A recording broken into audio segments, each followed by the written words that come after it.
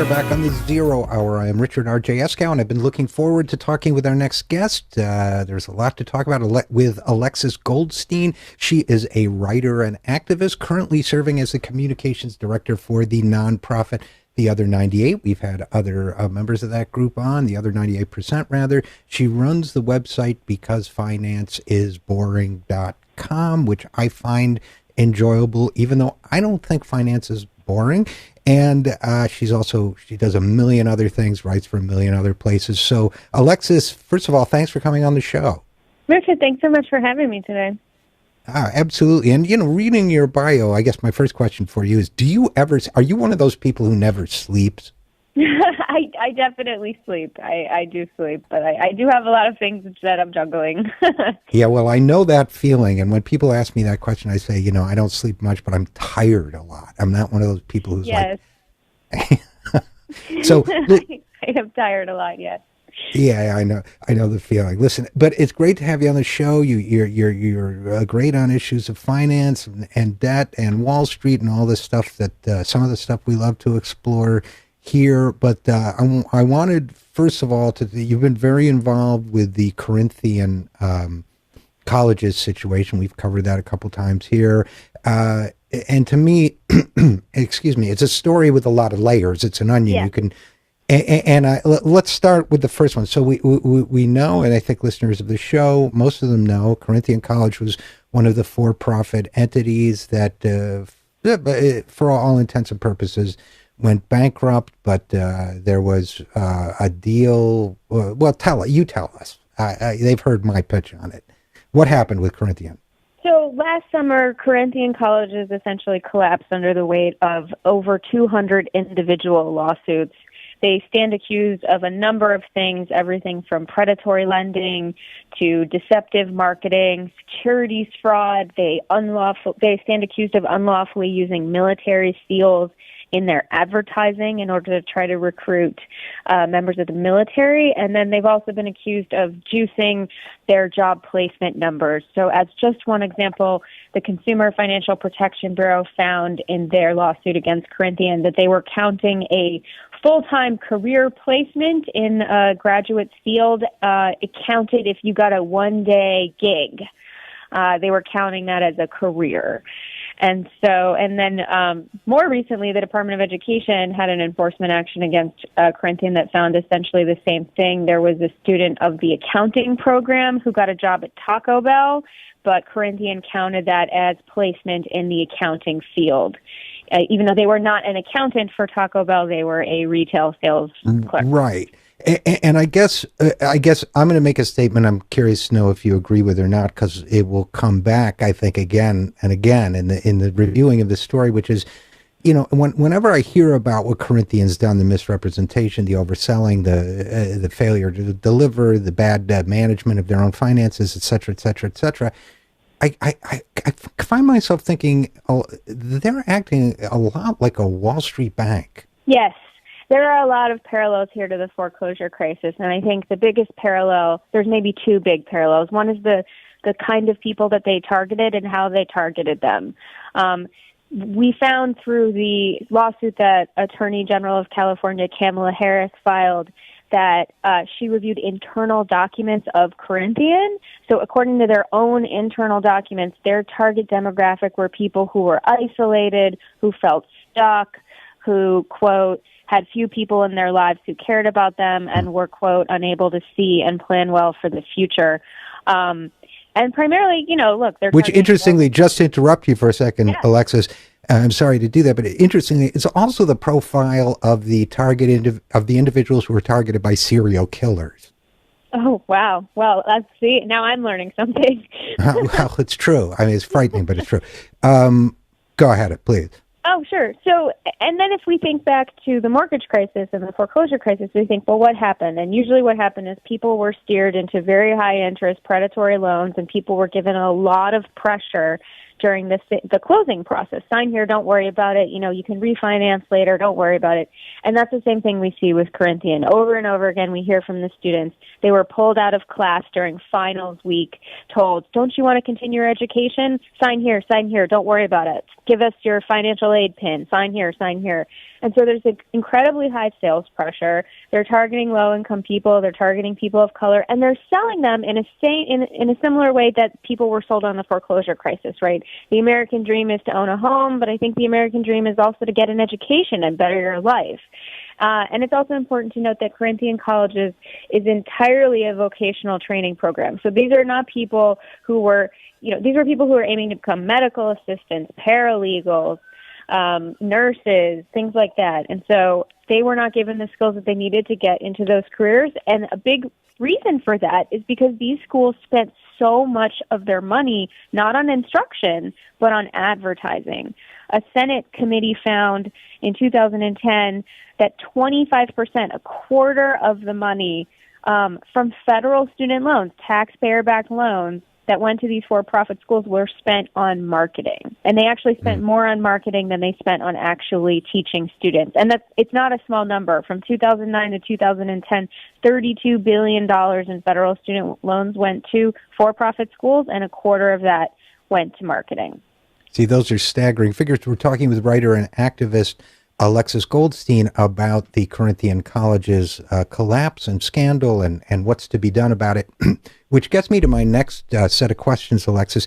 Another parallel, it seems to me, to the foreclosure fraud crisis is that it feels to me as if the government response, the administration's response, has been far more concerned about the financial interests of pretty much everybody except the people victimized in the process. I get the sense that the Department of Education and some of the other entities involved were mostly concerned with structuring a deal that kept this a semblance of this Corinthian Colleges entity going so that students could not be discharged from their debt and would in fact have to continue getting these substandard educations and paying these loans back. I don't know whether the interest is the education department's budget or anything else, but it seems to me as if the victims are the last ones to be cared about in all of this, from a government point of view. I agree with you. I couldn't agree with you more. It reminds me of the way the banks got bailed out and homeowners got sold out in the foreclosure crisis, right? The banks got TARP and they got all of that emergency secret lending from the Federal Reserve, and homeowners got a program known as HAMP. Right, exactly what I was thinking about. Affordable mortgage program, and that money is still unspent. A lot of that money is still unspent, and that's because that program was structured in a way that it was really hard to apply for and successfully get that money. And I think that was by design, because just as you lay out, they were more concerned with bailing out the banks and over-concerned with helping undeserving like homeowners, right? They were really worried about, the one homeowner who maybe was going to, who didn't get a predatory loan, but actually was just trying to get a mansion and get away with something. And because of their fear of that, a lot of people who did get scammed never got reimbursed, never got their money back. And I think we're really afraid that the same thing is going to happen here. You referred to what the Department of Education has done so far. In Corinthian, last year, they facilitated a sale of 56 of their campuses to a group that is a debt collector. Their name is ECMC. They were previously a debt collector for the Department of Education. They were the group that the Department of Education would bring in. You generally cannot declare bankruptcy on your student loans, but there is a very narrow category. If you are able to prove what is called an undue hardship, sometimes you can declare bankruptcy on your student loans. And ECMC was essentially the pit bull that the Department of Education would send in when people tried to get out of their student loans, and ECMC would fight against it. Now they are going to be the new owner and are the new owner of 56 Corinthian schools. So I agree with you. It seems like the Department of Ed is more concerned with making sure those federal student loans are paid back and less concerned with whether or not the students were defrauded, ripped off. And I'm very concerned that the students are going to continue to be sold out here. And the Department of Education, just so that our listeners know, we're talking with the writer and activist Alexis Goldstein. They have a tool, right? I mean, when a entity like this goes bankrupt, that is a legitimate reason under law and regulation, as I understand it, to forgive the student debts. Instead, it appears, at least from where I sit, that they brought in this debt collection organization and structured a deal so that it wouldn't be possible or necessary to forgive these student debts, but they could still do it if they wanted to, They right? still could. They could do it even though they have facilitated the sale. They could do it in a couple ways. There are some schools that are still open, but even the schools that were sold, there are three different ways that the Department of Education has the legal authority without Congress to forgive these loans. One of them is a legal theory called defense to repayment, but basically what this says is if your school violated your state's rights, whether those are consumer laws in your state or just regular state law, you are eligible to basically say that you should get your money back.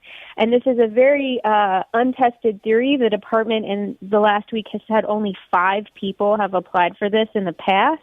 I think that's by design. The Department of Education is not really advertising that this exists. So that's one way. Another way is that they could find that if a school had essentially falsely certified a student's eligibility for financial aid, they could discharge the debt that way. There's a lot of different legal mechanisms that they could do it, but the important thing to remember is it doesn't require Congress to act.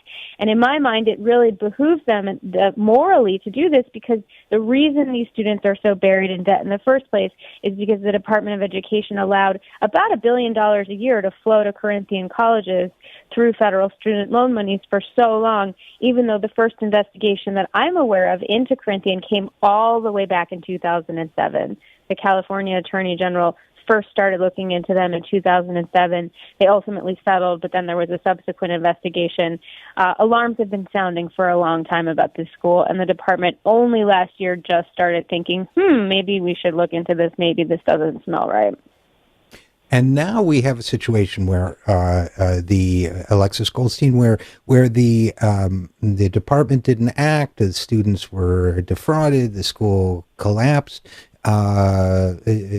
rapidly and shockingly. This deal was put together. It seemed as if justice was going to be denied, but then we had the Corinthian 15, who became the Corinthian 100, who became, I don't even know what the count is now.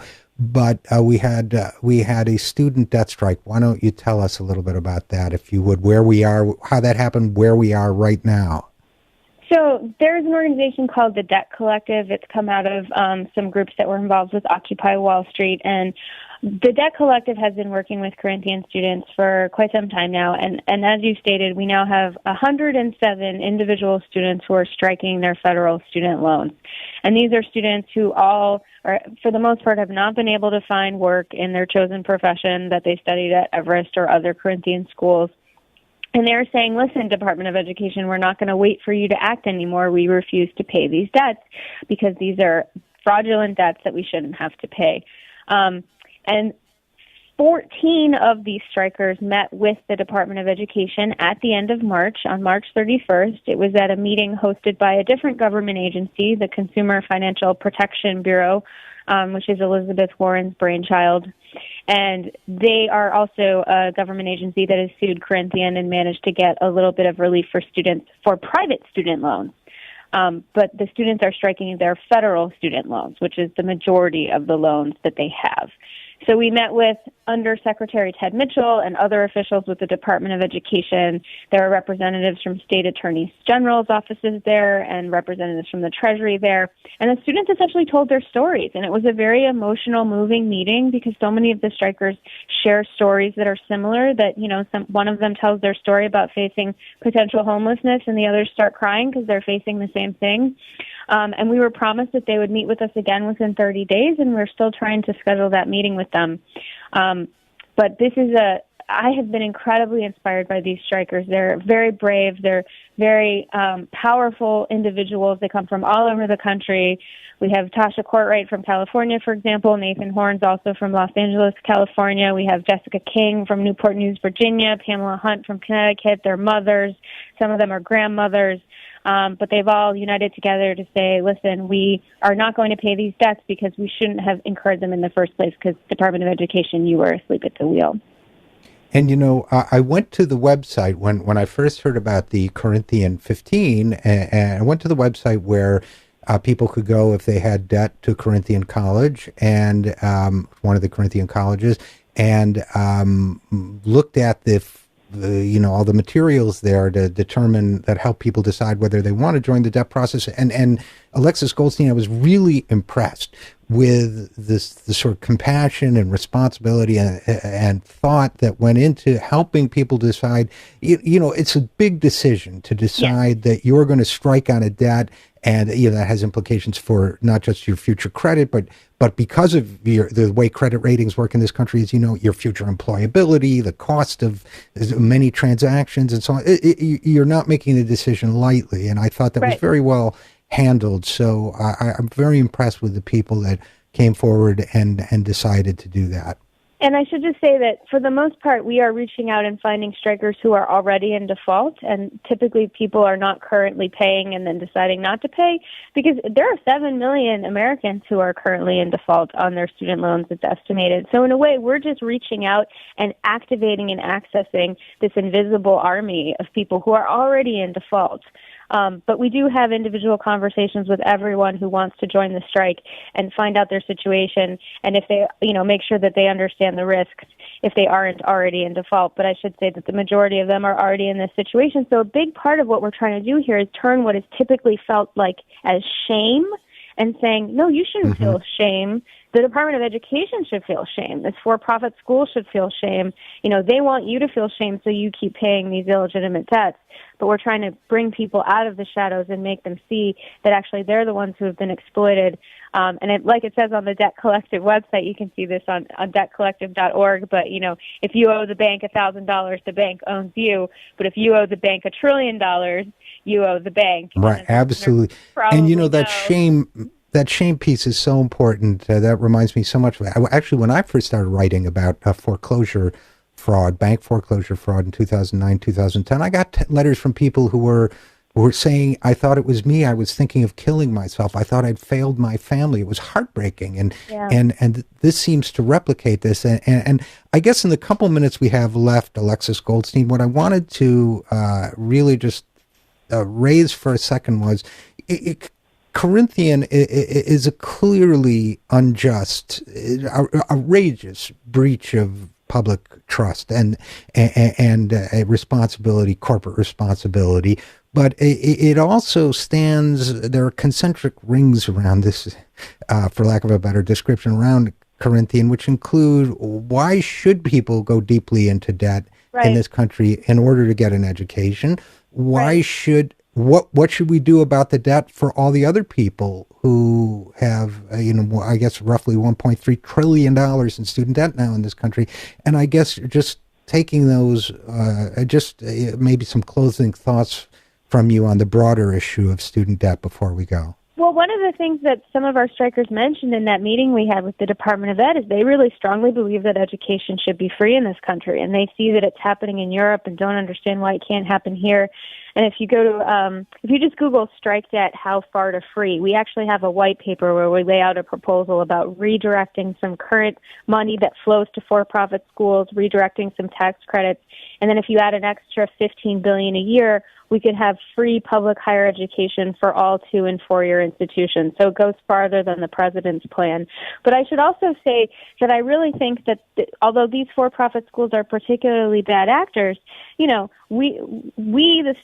the strikers really don't think that anyone should have to pay for an education. But I also think that what we're trying to do with this one specific example is not just say forgive the Corinthian debt, which we are saying, but we're also asking the Department of Education to create a clear, transparent, accessible process so that anyone whose school violates the law can get a forgiveness for their debt. And that is what we're pushing for. So we are not trying to limit this to Corinthian. That is simply the most urgent case.